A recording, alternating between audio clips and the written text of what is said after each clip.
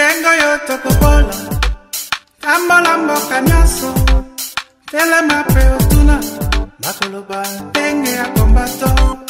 Dengo yo tokobola, tambola mboka nyaso, telema pe otuna, bakoloba ndenge ya kombato.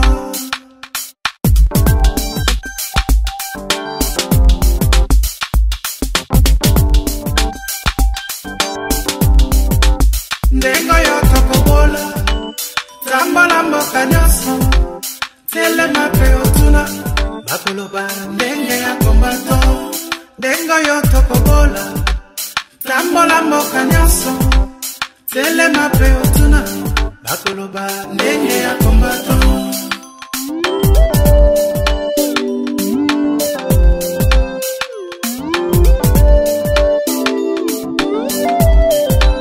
Banda sena diantotela, na boma pena matadi, na koti na kisangani, akasai pena katanga, lekanga mboya pasa, gati Angola, kota na Gabon, bandi mi pa kombato.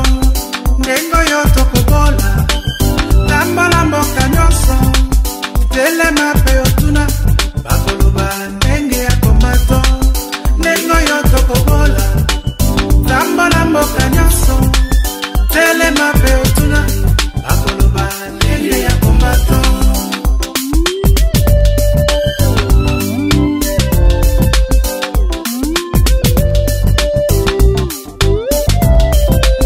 Na poto tina Bruxelles, converse tina Liège, kitana mama Paris, Italie, Espagne, Portugal.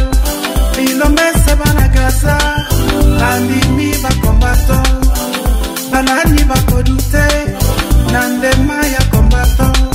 Dengo yo tokobola, tambola mboka nyaso, telema pe otuna, bakoloba ndenge ya kombato. Dengo yo tokobola, tambola mboka nyaso, telema pe otuna, bakoloba ndenge ya kombato. Nous saluons notre héros national, Armand Tungulu. Depuis le village Bombili, El Commandante, le maréchal Neng Congo. Germany tina Angleterre, Canada tina USA, Kitangambo ya Brazil, bandimi bakombato, Bilombese bakubana, bandimi bakombato.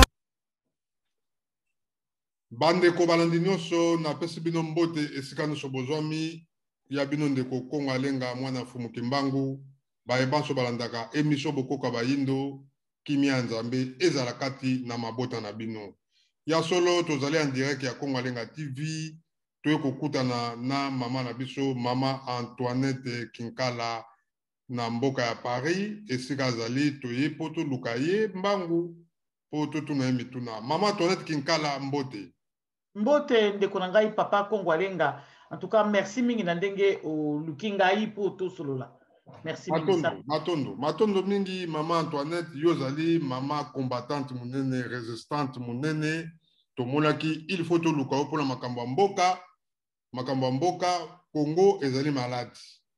Bana Congo bazali ko bela nzala pasi ko kufa makambo ebele ezali koleka na Congo tomonaki changement salami na République démocratique du Congo depuis 2018 nous allons un nouveau président Félix Tshisekedi Tshilombo oyo azali na biso lelo ni azali représentant ya mboka na biso mboka ya Congo en tant que résistante tolingi toyeba na opinion na yo mama na biso lelo président Félix atie état siège donc etoloba état de siège oyo lelo a changé makambo nyonso la Congo alobi ba gouverneur nyonso bazali na est kuna toyebi ke bino bobundelaka bolobaka toujours 10 millions de morts oyo bakufi na côté ya est tokotika est te bato bazali kokufa lelo tozali na état de siège oyo président Félix atie na kati ya mabele ya Kivu ba gouverneur balongwe bakomi lelo ba soda oyo tobengi mapinga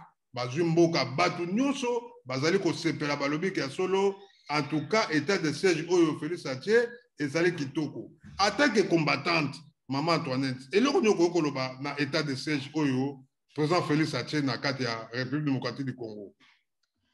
Merci mingi papa na Kongwalenga na biso na question posé ngai naza na pasi mingi ndata na ko répondre yo na likambo yo naza na pasi mingi penza na mawa na makambo na zomo ezole kana mboka na ngai surtout la question ya état de siège naza na volé mi balé ya ko expliquer un petit yo selon nga na état de siège wana ki na pe mwambango pona ngai état de siège dans un premier temps yo omona wapi sika moto ezopela nandako na moninga nandako no moto ezopela obomi moto to ko obuma moto nandako ya moninga ezopela kuna batie ba militaire na état de siège na bakamati batie ba militaire mais na bo balongwaki parce que Mbosso alobaki yango Mbosso alobi bino ba élu ya Kivu bo quitter ba bande des groupes armés o ezali kuna o ezao ko boma batu Mbosso alobaki yango c'est ouvertement yoza mopandi sango okozala voilà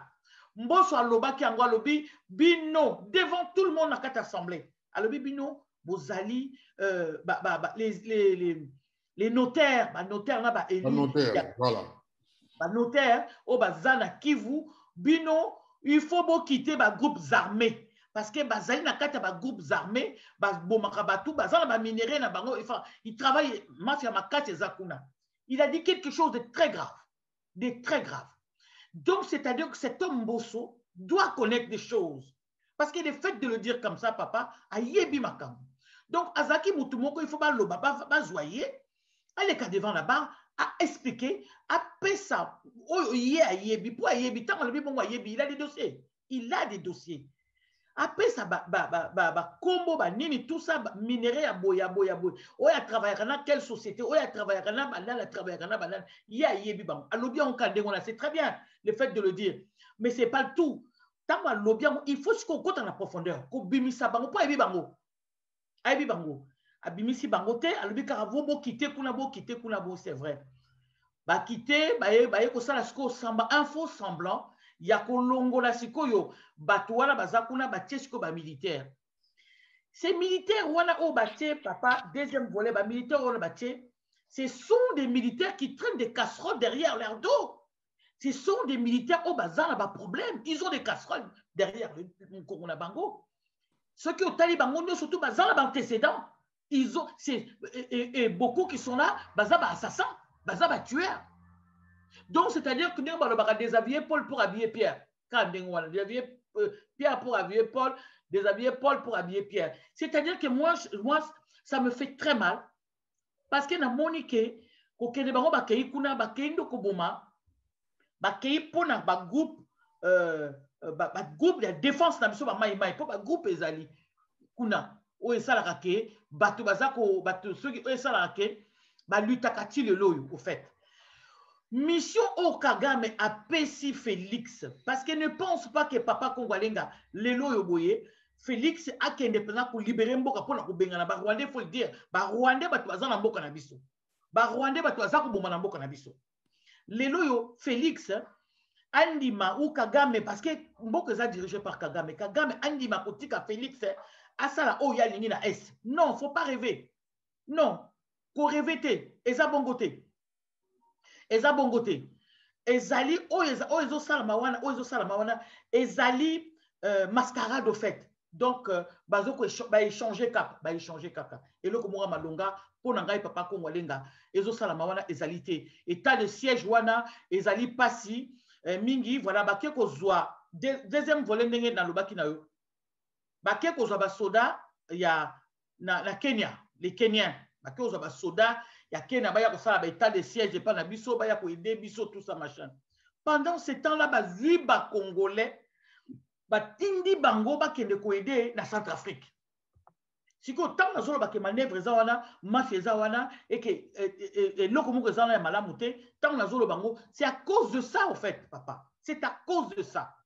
Siko ba kamati ba kamati ba congolais ba tindi bango na Centrafrique bazu ba Kenyan binobo ya siko mais ça dit ba Kenyan na ba ye est-ce que ba Kenyan baza ba nilotique baza ba tuti ba Kenyan ndenge bazo na Kenya ba yoka na bien président Kenya ba yoka na bien na Kagame Kenya ndenga zawana ba Kenya ndenga bazawana est-ce que ba Kenya ba yepenza les Kenyans sont venus aussi pour prendre aussi na terre na biso ba Rwandais bazui ba Burundais bazui ba Ougandais bazui maintenant c'est exactement ya ba Kenyan ba ya kozwa c'est un deal Kagame akoki kotika te parce que mboka na biso dirigé par Kagame akoki jamais kotika Félix asala oya lingi na makambo ya nini abenga na peza ba troupes rwandaises parce que c'est les Rwandais qui sont là au baza peza ebili abenga na bango ba non.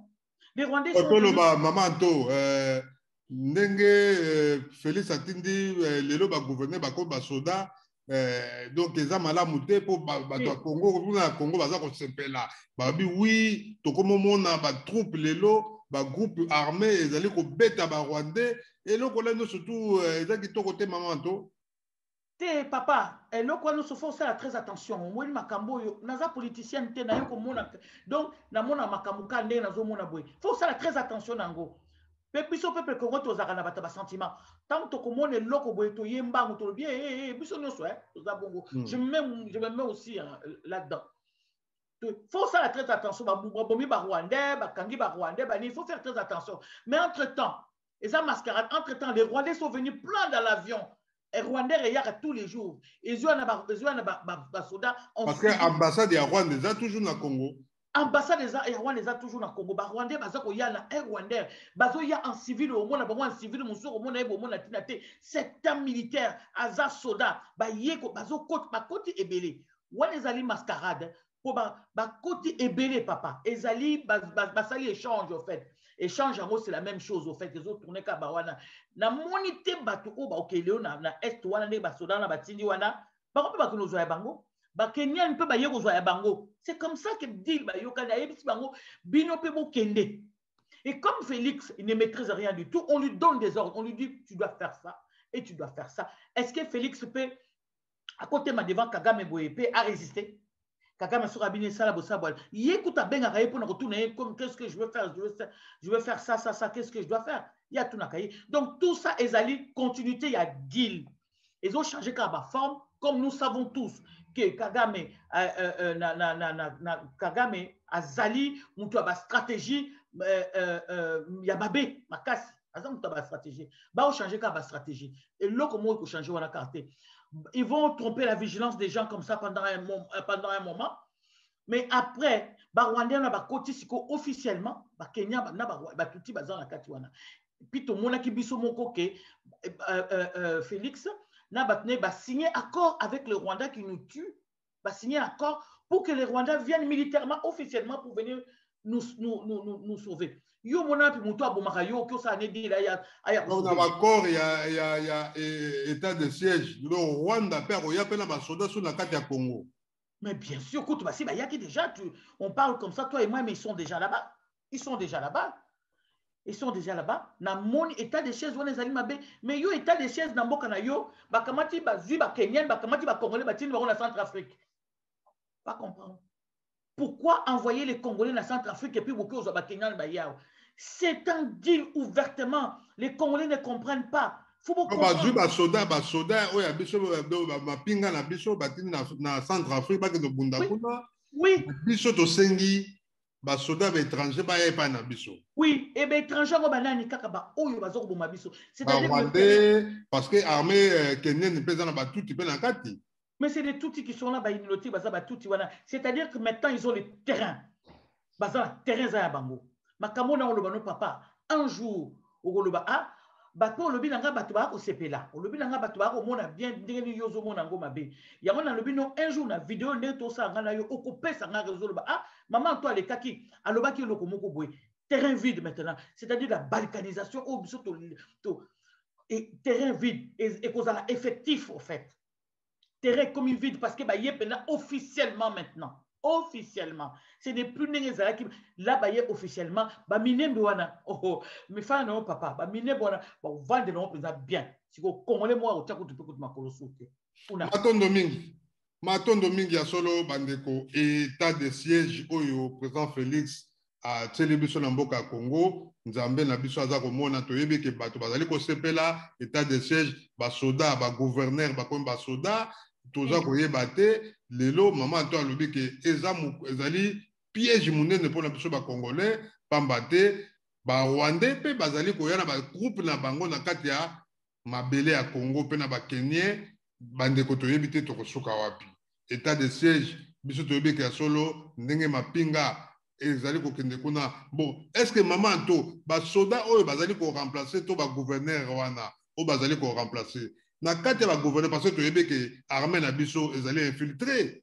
ndenge balobaka balobi ke armée congolaise ezali infiltré par les Rwandais.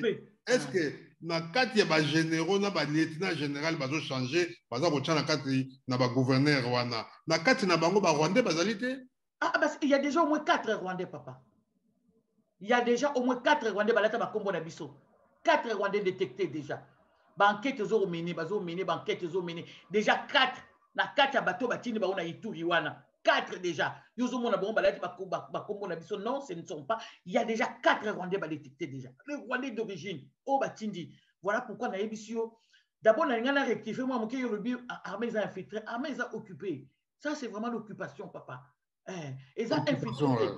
Les alliés peuvent occupés, c'est-à-dire tous occupés. Maintenant, cette occupation est devenue maintenant effective parce que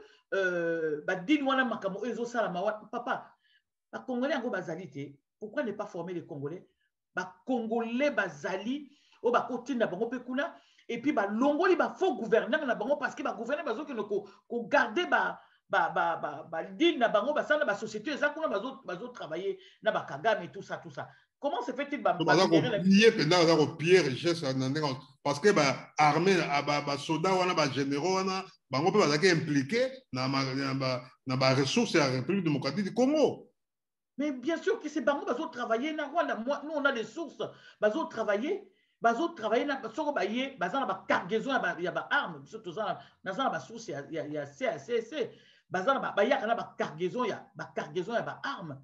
So ba yeba cargaison ba armona ba cargaison ba armona des fois ba congolais bazobota lango ba groupe na biso mai bazobota lango pe bazobota lango pe ba cargaison yo monango wapi bino boye pona ko garder mboka bozona ba cargaison ya arme et puis bozoboma bateau bino boye ko garder où ils ont les kana Congo na biso papa non nzambe akokita mais il y aura un jour Félix Azawana pe azana kata danger ala danger ndenge azali wana. Le président Félix Azali na danger, maman Nabiso Antoinette Toyambi Azali activiste mounene, Azali grave combattante et résistante mounene au Toyambi, Azali maman Oyo Abundaka Bitumba Mboka France Nandenga Rosakanate.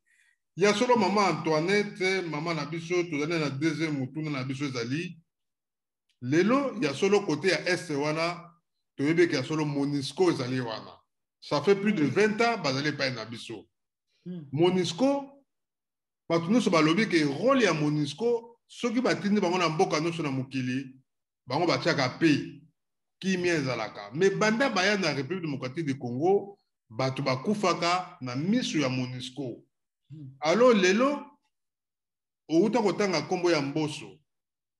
Mboso oyo asalaki déclaration alobi ke bato baza na est kuna ba député tout bango tout bazali ko contribuer na ba massacre ya bandeko na bango ba congolais parce que bango nyonso tout bazali impliqué na ba makambo nyonso ezali koleka kuna massacre tout ezali koleka kuna na mboka ya Beni. Alors tolingi to yeba lelo bandeko ya Kivu oyo Mboso azali ko funda bango.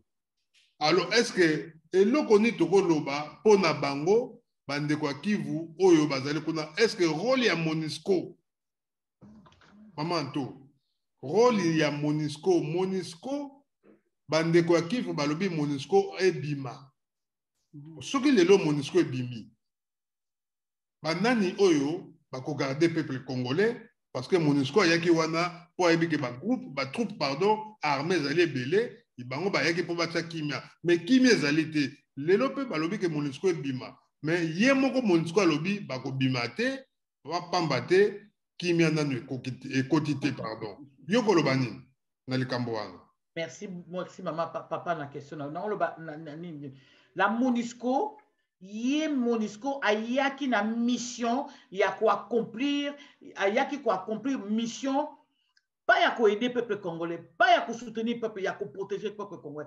Il y a une mission, il y a une société, il y a des Canadiens, il y a des multinationales, il y a rôle bapesa ki MONUSCO yango na yo okei kuna mpona koprotéger biloko na biso parce que MONUSCO ndenge nalobi ayaka mpe so na bacargaison ya baarme bacamion bokomona camion wana eza baconvoi biloko kolia so bofongo na kati baarme bagroupe na biso ya maimai basi bakanga bacamion ndenge wana plein d'armes et puis tango baarme wana bayaka bapesaka sikoyo bapesaka baoccupant na biso bapesaka barwandais beaucoup plus les rwandais parce que Kagame aza makasi na niveau ya MONUSCO kuna donc bapesaka barwandais et les rwandais nous tuent na misu na bango peuple aza koloba bango aza wana à 10 mètres bazoboma congolais avani na ye olobeloko moko te mais soki congolais a répliqué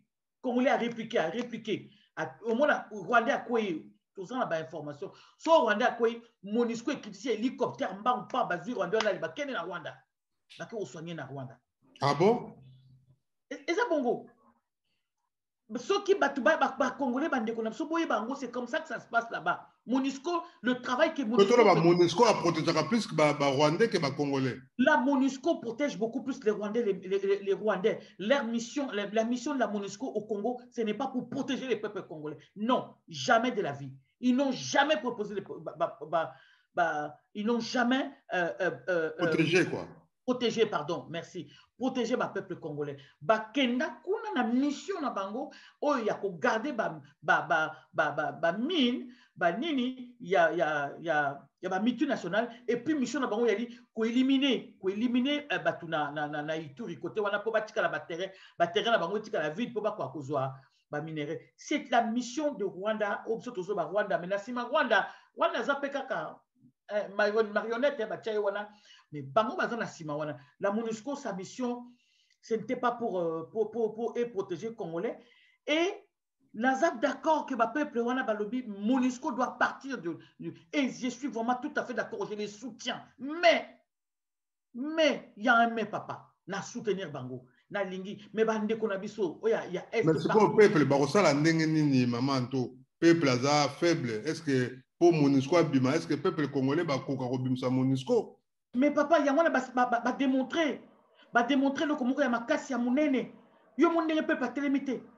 Peuple ba jeune bazola na banga, c'est ça le soulèvement populaire. Oh bisoto le bakayangwana, c'est ça. MONUSCO comme na souka ba banga la miso ba. Moi ba réagir pesate parce que ce n'est pas leur rôle mais na zamba tang bazara na zamba ba réagir saka. Là na miso ba moi ba réagir zate mais tala actoba ngana bina bango bravo ba maman est na ba papa na bana avec la souffrance ngana tozolia même na kin des fois bazolia bazomona masasité ya bango za matin midi soir bovandi boyebite voisin bozana soki lobe okomona ye muto mwana bozana soki lobe okomona ye ba ofele bazobima matin midi soir ba veuve matin midi soir ba veuve matin midi soir donc tous les jours bana bazo vivre nango ils en ont marre. Et puis, MONUSCO a protégé Rwandais et Bango.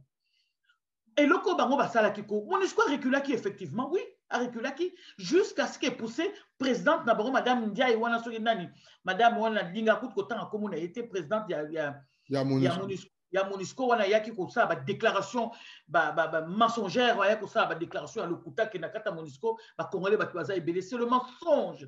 Franchement, c'est le mensonge. Et pousser Yaya pour réagir.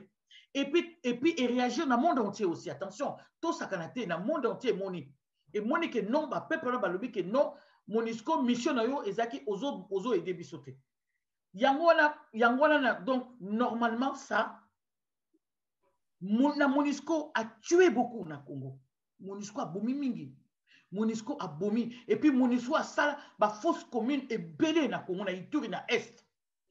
Ça, bah, tu vas soulever en côté. Il faut qu'on soulève parce que ngai na yebiso information. Les informations. La MONUSCO a beaucoup tué. La MONUSCO a salé ba fausse commune belé.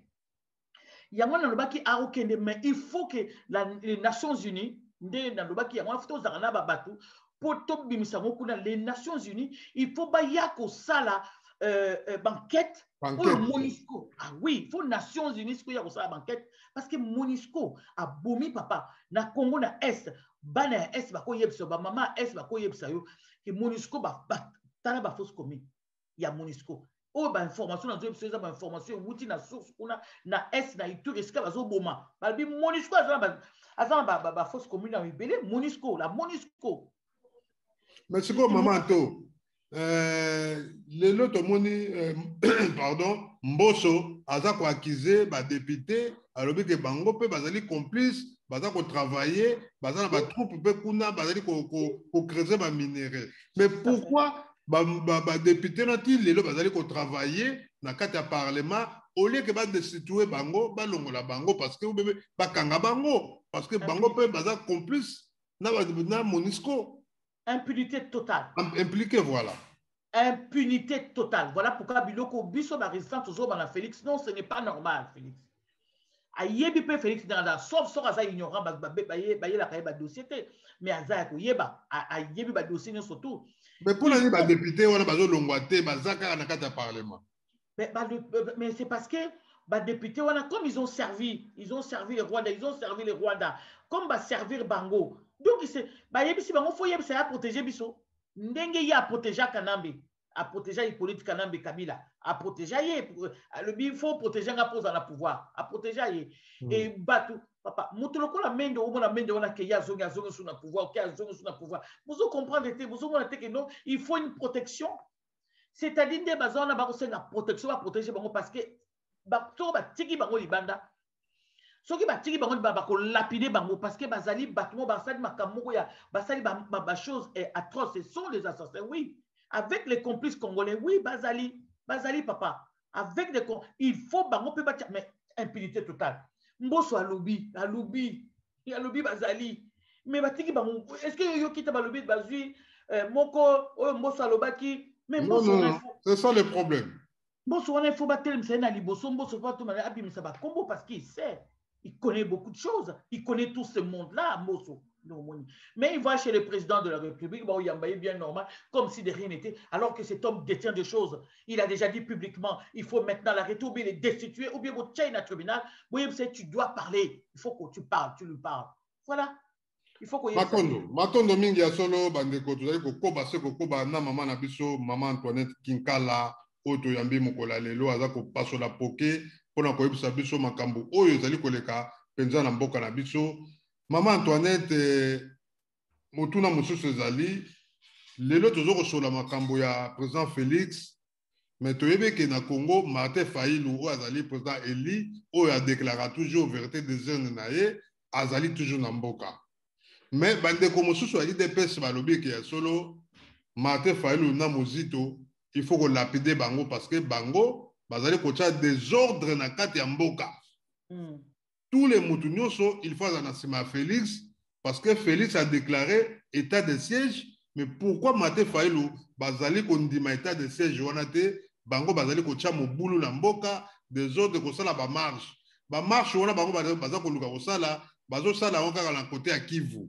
Mais est-ce que ba côté ya Tanganyika kuna Zoa zalaki kuna yepe kuna mobulu ezongi kuna ba côté ya Katanga pe mobulu ezali. Mais pourquoi Martin Fayulu na mozito bango kaka côté ya Kivu kaka bandeko di DPS balobi bala batu il faut ba lapider bango na éviter yo attaque combattante résistante et loko ni okolo bana likambo wana. Est-ce que Martin Fayulu na mozito bazali ko mériter loko na ba lapider bango? Non papa, bateau il faut qu'on lapide des présidents bateau et président 10e riwan bango wana yango Congo une fois que ça libéré bateau 10e riwan faut bukango, c'est ça le problème. Bango wana 10e riwan faut bango ne faut qu'on lapider au fait, c'est ça.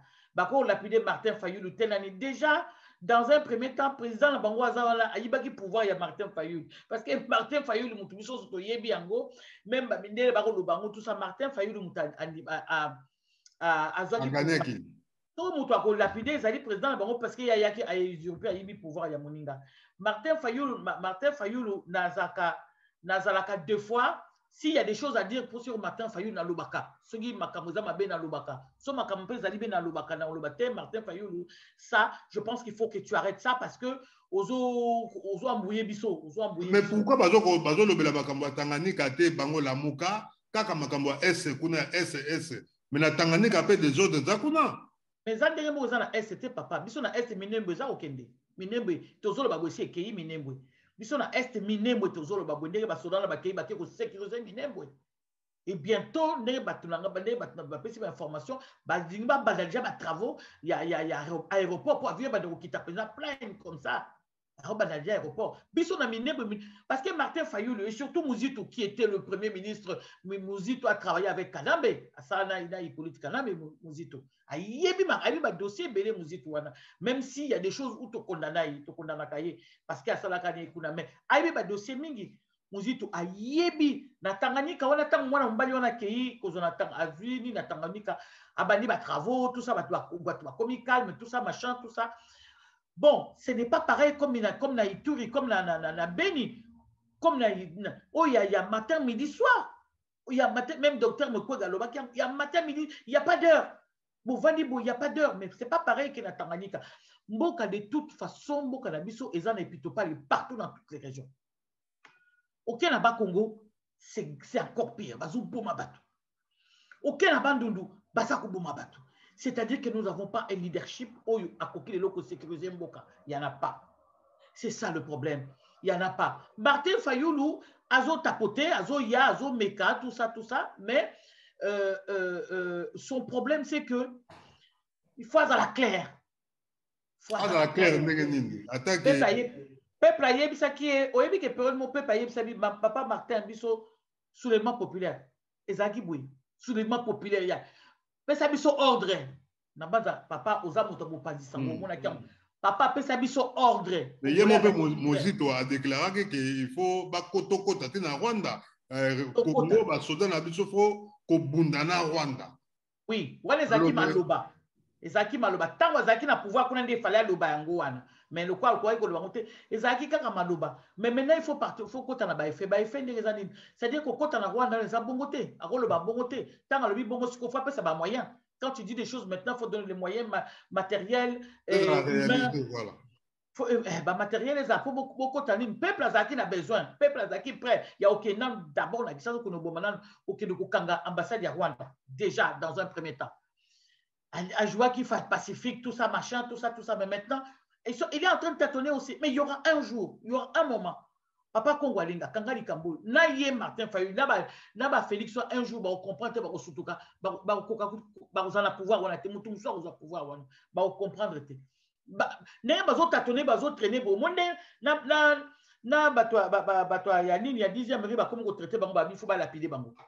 Pourquoi? Parce qu'il y a eu beaucoup de traîner mingi dans ma cambo au salle. L'opposition, toi et moi, nous le savons très bien que l'opposition, c'est une force. Quand tu es dans l'opposition ici, tu parles, tu n'as mon cambo, mon oisaté.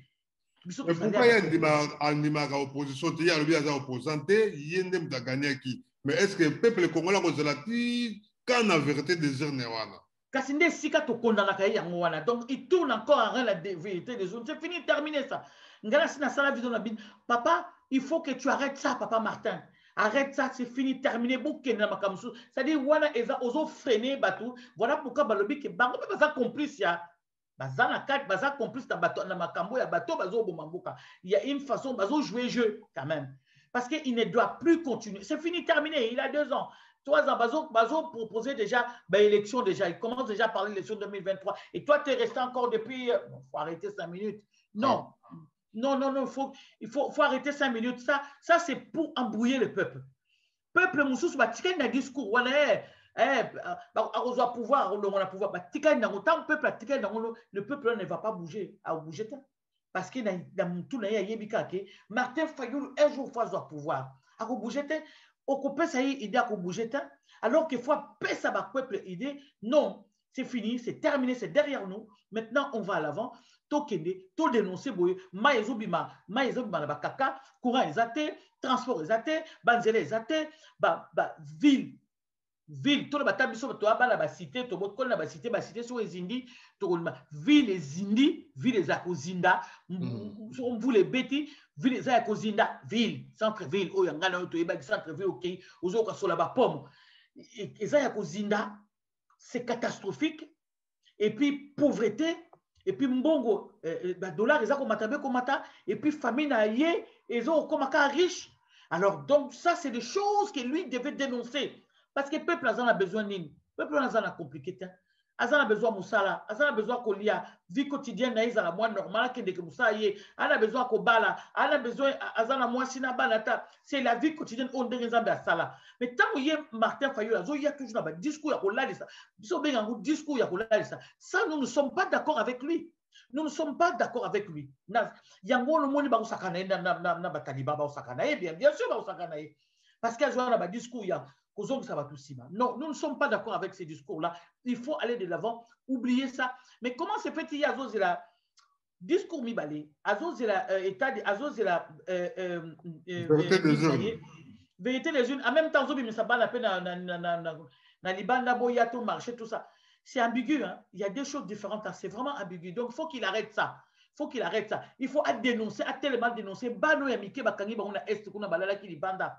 Bazaï cause la président, il y a Bakangi, Bango, Bakoti, la maison d'arrêt. C'est là où il fallait aller à Téléma. C'est là où il fallait à Tomboka. C'est là où il y a à taper sur la table. L'opposition, c'est une force d'Ingazana.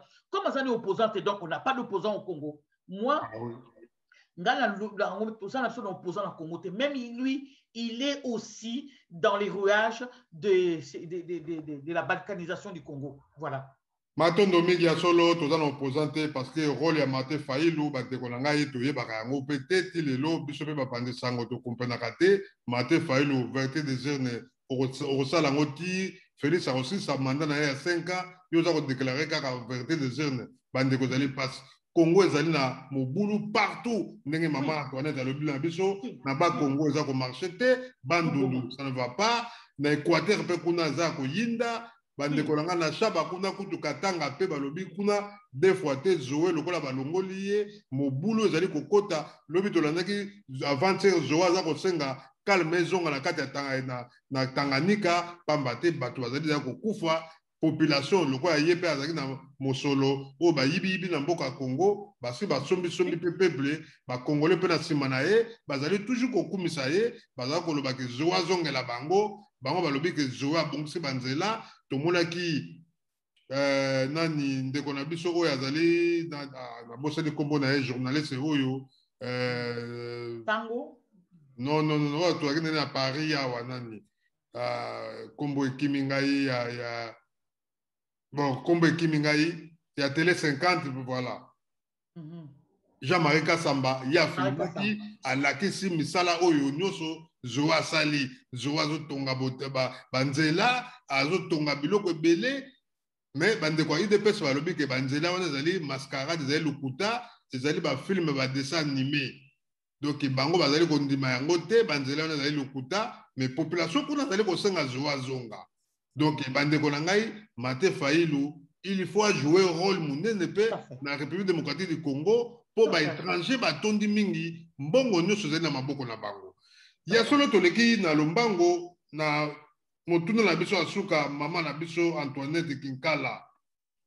président Félix Tshisekedi Tshilombo les 17 na les 18 bakozala awa baza na invitation ya président Emmanuel Macron Paul Kagame mpe akozala na kati bazali mwa kelke président africain bakoya po parce que Emmanuel Macron abengisi bango yo en tant que résistante monene toyebeki ya solo lumbe bino likambo wana botikaka yango te bacombattant bozalaka toujours na pression wana bino tout toyoki ke bolobiki ya solo les 17 na les 18 bokozala wana bokoyamba président Félix na Kagame na motema moko alors tolingi toyeba lelo tomoni ke mwa ndungu ezali na tokoloba yango vérité do mobulu ezali na barésistant na bacombattant alors boyokani ya malamu pene ezali te mbo date les 17 na les 18 mekana koéclaircir biso mama nto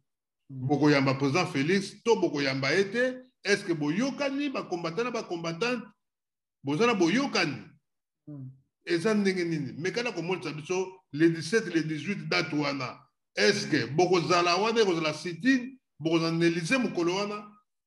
Merci.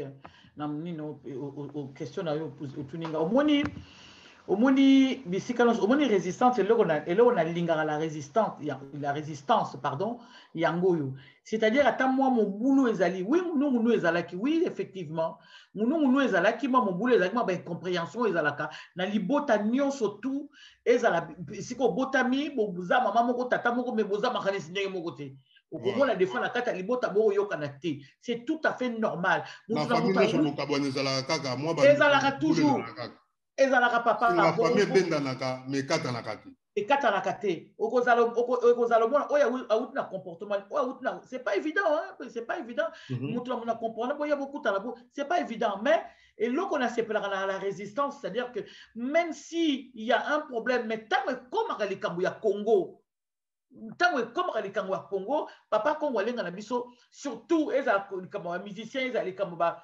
Félix Bazoya en tout cas Congo la telemaka koyoka les ongaka talaka katala ba l'air ba musicien ba fali bazoya moi pe ba nungu pe zalaki mais biso nyonso tout na émission structure nyonso tout à la résistance il y a ba combattants bazaki wana même il y a les 17 il y a les combattants na banini na beza zo bela mbela kutu na sima ya itando ikena yo mais c'est quoi Olive c'est maman to alors tu vois que les 17 et les 18 wana police azali wana poboya wana police pa pesa bino autorisation.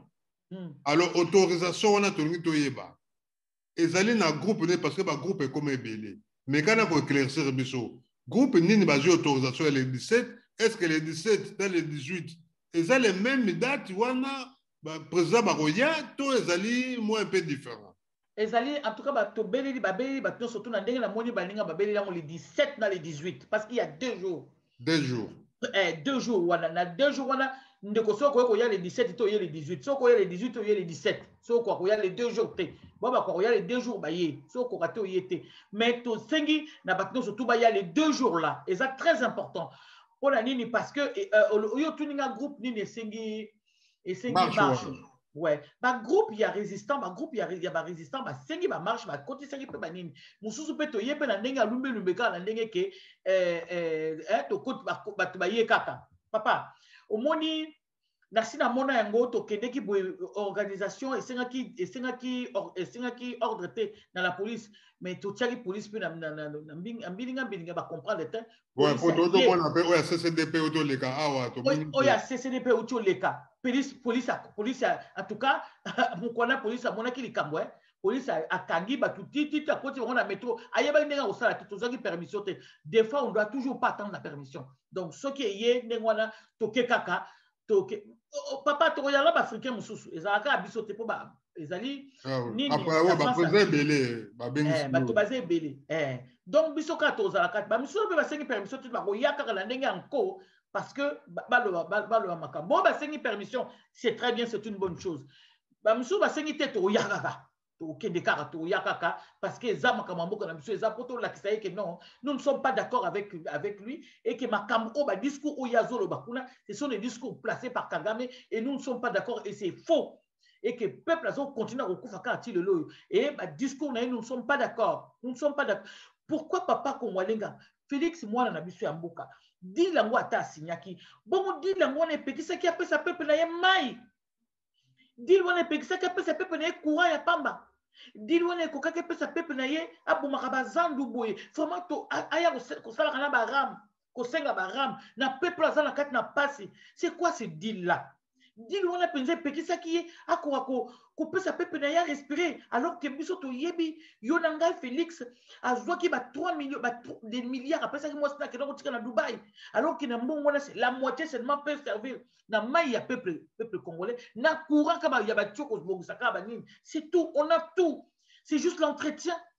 Est-ce que Pekisami na dit loin Pekisami Félix a quoi aider peuple na ye peuple continuer quand la souffrance à quoi que le balabaron était non ça maintenant ça suffit, moi je dois m'occuper de mon peuple doit quand même moi minimum faire semblant azo quoi forcer biso je comme ça sous baram ah qui ne soit pas étudiant que nous le voilà si la bise est mais si la bise sur la souki à côté wifi mais ça va pas non wifi on retient na quel bâtiment on retient wifi on a banze bani les awa parce que wifi ya bon hôtel en nzete et ya na bâtiment balobi ka alinga aider bango ça fait bien pour parce que na kati ya étudiant bazaka na wifi te ba au travailler te. Mais c'est une promesse, c'est toujours des promesses, papa. Yo yebité. Ba école gratuité, ba nini ba. Oyebi que franchement, oyo Félix aza ko jouer, mais vraiment ya yé penza ko nyonga ba kongo na ndenge moko zo biso pe na ndenge zo ba penza. Ba étudiant oyela ba wifi. Oh, c'est très bien. C'est très bien total la wifi oyela bango. Bon wifi pe c'est mis la bise. Wifi est appose ordinateur de tout soit mais périsami te que on imprimer des documents pour pouvoir travailler encore ensuite. Il faut avoir aussi de l'argent. Hein? Ouais, c'est d'abord là-bas. Est-ce que mbongo est allé bazakana mbongo pour pas somba bloc américain parce que la bise bloc est belé. Bazakana mbongo te, c'est vrai que ça un peu difficile, mais c'est bien. Bon, peut-être c'est la bise et les professeurs qui sont les professeurs à l'université ça a payé $150 son salaire de base. $150. Donc, à $150, donc, il profite derrière la biswana. C'est-à-dire, bon, ça dans le salaire à professeur. Après, si le professeur, voilà pourquoi on est à l'université, les professeurs sont démotivés déjà. Les professeurs, quand ils viennent déjà, les professeurs, il y a pour sa pédagogie. Mais si le professeur, il y a pour la et là, quand il y a des c'est syllabus pour la Zambongo. Voilà pourquoi un enfant, un jeune, jeune à l'université, tant que vous soyez parce que vous avez la langue, le français, voilà, la langue pour communiquer, ils ont beaucoup de mal. Mais ce n'est pas possible. Tu te dis, mais non, ce n'est pas vrai. C'est parce que le professeur n'est pas payé. D'abord, le professeur est maltraité. Normalement, on va payer où ils allaient bien. C'est les professeurs qui sont les mieux payés. Normalement, normalement. Professeur Yombi, c'est un professeur qui gagne beaucoup d'argent. Professeur Bazale Congolais, pas gagner vraiment bongo. Ils sont très bien. Oui. Un professeur, donc il faut qu'on respecte ma casse parce qu'il y a Ed Makambo Belé, Bango Badozo peut s'amayer. Parce que Bango coach a étudié dans le monde univers. Bango Badozo ça élite Yamboka. Voilà. Alors, tant que vous avez été, tant qu'il y a la première des choses, ou bien vous avez $150 ou bien, mais $150 coûte dans un gentil, des fois $100, $120. Tant qu'il y a non, je dois payer les loyers, j'ai des enfants, je dois aussi évoluer, je dois aussi faire des conférences, ou des documents, tout ça. Si la bise dans sa tête, donc à quoi déjà mbongo syllabus et liboso donc ça m'a trop pour la Félix dans peuple il faut que le peuple se soulever un jour.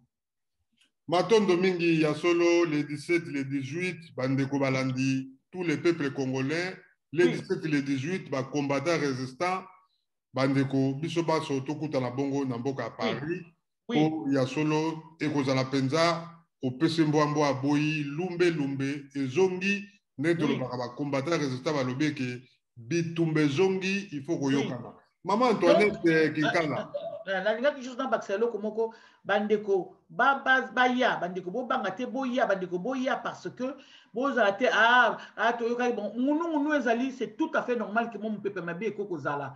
Oui, pour la Covid, n'a évité. Yo pe na moni le bagape makambo ya bokoko tout ça na landaka yo mingi ndeko parce que na yo ki pe bandeko balobi babi au moins moto lokwa honore ngwanda zaki mutu munene okende na ye il fallait mu pepe moko ye ya koninga na ndenge zalaka ndenge wana donc pepe wana ye c'est tout à fait normal parce que il y a beaucoup de choses qui passent derrière. Donc, il faut maîtriser en gros. Et si je pense que ensemble, résistants, combattants, toujours ensemble. Quand il y a un problème pour les pays, ils se mettent ensemble. Ne vous inquiétez pas. Surtout, et continuer voilà. Maton Domingi solo maman Antoinette Kinkala tokomi na suka ya émission na biso.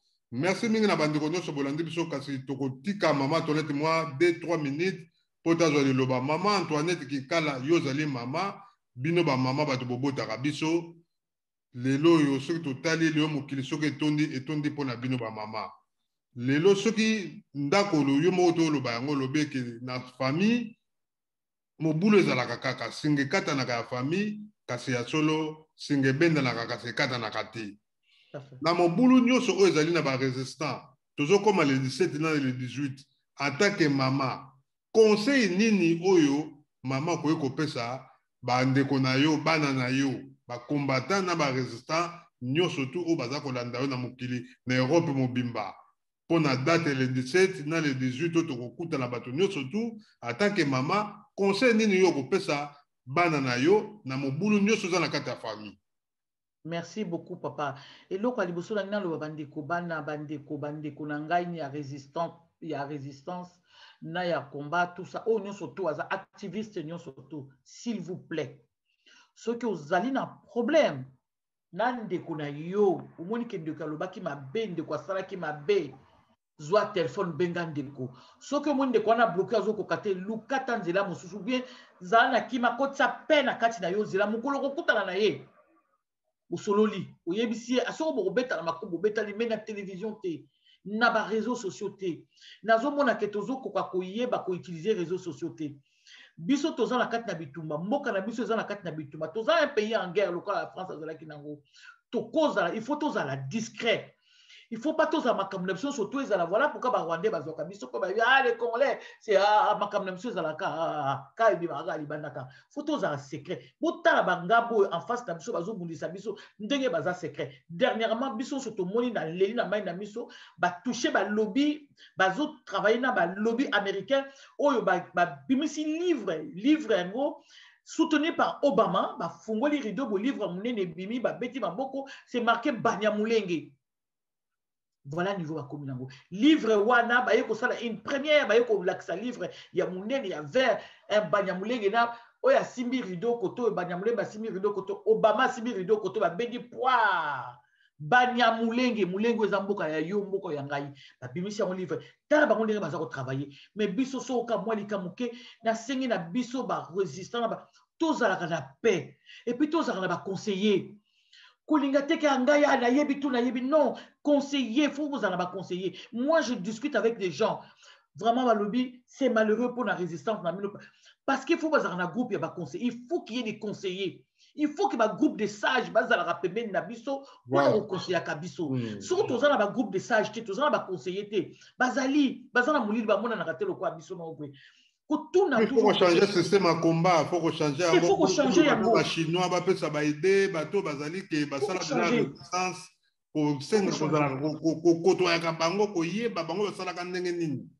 mais bien sûr, faut que même les Français, qu'est-ce que je dois faire? Est-ce que tu penses que bon, l'autre m'a dit ça, il faut qu'on joue sagesse. Il faut qu'on joue sagesse, qu'on réponde directement à la moto. Moi, je suis passé par là. Je suis passé par là. Silence.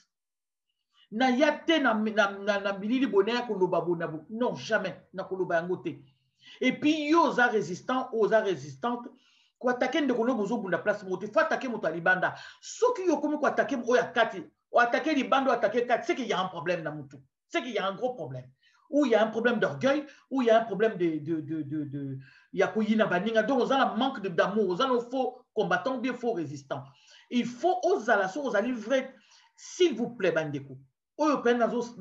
Tout ça est lango, tout changer un peu, combat et changer. Si vous avez un problème dans le pas devant l'écran, pas devant l'écran. Au Keneboyo, lobby, mon n'inga pas y à répondre, mon n'inga pas y à répondre. C'est-à-dire que vous avez bouillé alors que vous avez au Kenya. Voilà le système nabiso. Il y a un singé la bande de surtout et l'autre problème est ali, on règle en interne. Problème est ali, on règle en interne. Et puis arrêtez des insultes. Arrêtez des insultes. Batou et Belé Bazoko s'est retrouvé dans la insulte. Ils ont choqué. Surtout Rwandais, Batala Kango. Batala Kango, papa. Donc, il faut changer de stratégie. Problème est ali. Si vous voyez que le Canada doit être le Kolangaï Bonaye, que le Kapanayo, pour parler du pays, pour dire ce qui se passe. Ce qui est le cas bien, tu commis to bete maboko. Ce qui est le cas mabé, tu lobi yango. Ingeta. Et yango le Konanina le papa yango. Matondo mingi ya solo bandeko balandino so ya émission boko kwa bayindo nzamba pambola bino onu so bokolanda biso esika so vidéo ekokuta mela bino bo partager vidéo oyo bo s'abonner massivement na Congo Alenga TV esika ope bokuta ba émission ya ndenge na ndenge po émission boko kwa bayindo ezali émission to lobelaka politique ya mboka pe bokoko na biso to bosanaka yango te yango nde mtesalaka epesaka valeur ya mboka ya pays pe ya peuple wana. Sans bokoko biso lelo tozali te. Bango te bakoko bato baboti biso. Bandeko na ngai ba résistant, ba combattant, nzamba pambola bino le 17 et le 18 boyokani ezala ndenge mama lobi, bango bazali ba mama bato babotaka biso, conseil ya mama yango edaka pe bato. Bandeko toyokaka yango ko salisa biso. Kimi ya nzambe ezala kati na biso, mbote na ba mama résistante nyonso tout bazali na Paris, o bazali na Belgique, mama na biso Magali lo mama, bambote skozali. Mama Magali lo mama, mama Magali lo coach. Na benga na yuli, bambote, bamama nyoso bozali na Paris, na pesi bino pena Longonia. Na lingaki na pesa pesa mama Magali lo mama na réaction na ye, c'est une femme vraiment yango na landaka mingi parce que na mona kaya zama ye mingi mama Magali. Mama Magali en tout cas yango wana okota la vidéo yo en tout cas na talaki vidéo na yo na bi waouh cette femme elle est très intelligente. Elle est vraiment elle a fait des choses très bien. Voilà. Yango na mama Mongala bambote trop kuna sokozali. Ote yango wana. Nzamba pambola bino bandeko na ngai botikala malamu tokutele bongo mbala sima tokoyamba mama anto lisusu ba émission ba sujet zali ebele tokozala na lisusu après le 17 tokokutana tokosala so émission ndenge na ndenge nzamba pambola bino ezaki ya bino ndeko Kongo alenga mwana ya fumu kimbango botikala malamu tokutele bongo mbala sima matondo mingi ingeta.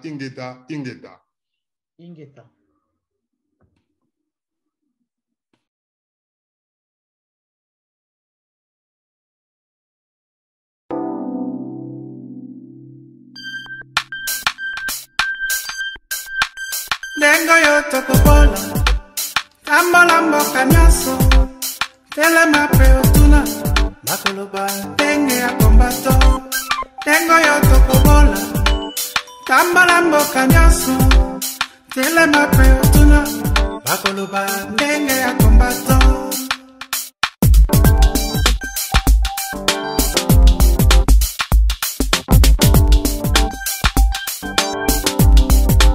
Dengo yo tokobola Tambola mboka nyaso Telema pe otuna Bakoloba Denge ya kombato Dengo yo tokobola Tambola mboka nyaso Telema pe otuna Bakoloba Denge ya kombato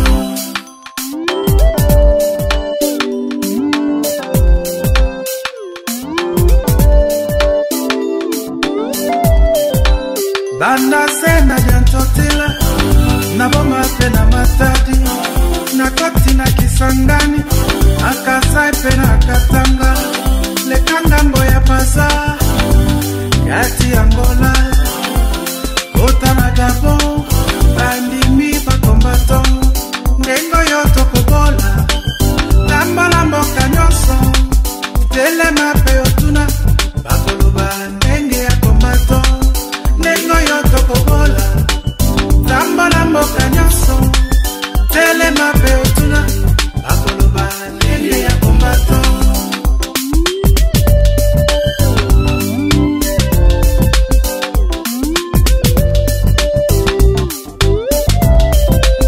Na Porto tina Bruxelles Converse tina Liège Kitana mama Paris Italie, Espagne, Portugal Ilomese banagaza Bandimi bakombato Banani bakodute Nandema ya kombato Nengo yo tokobola Tambola mboka nyaso Telema pe otuna Bakoloba ndenge ya kombato Nengo yo tokobola Tambola mboka nyaso Telema pe otuna Bakoloba ndenge ya kombato. Nous saluons notre héros national, Armand Tungulu. Depuis le village Bombili, El Commandante, le maréchal Neng Congo.